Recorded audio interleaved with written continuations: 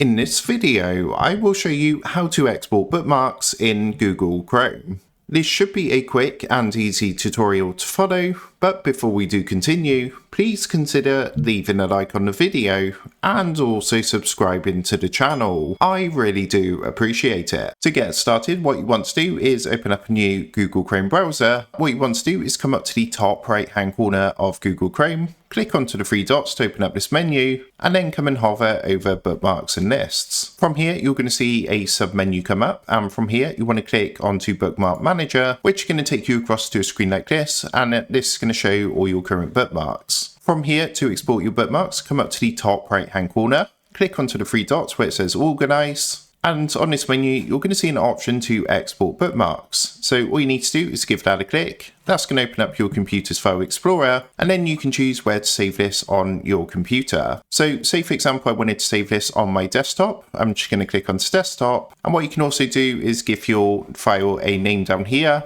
So let's go ahead and call this one Google Chrome Bookmarks, and once you've done that, just click the save button. After doing this, if you come back to where your file was saved, you should find it. So you can see mine is here. It's currently saved as a HTML document, and then of course what you can do is import this into a new browser if that's what you want to do, or you can simply have it saved there as a reference. So that is how to export bookmarks in Google Chrome. With that being said, I hope this quick tutorial did help you out, and if this did help you out, I would really appreciate it if you was to consider dropping down below the video, leaving a like, and also subscribing to the channel. With that being said, I just want to take a minute, thank you guys for watching this quick tutorial, and I will see you in the next video.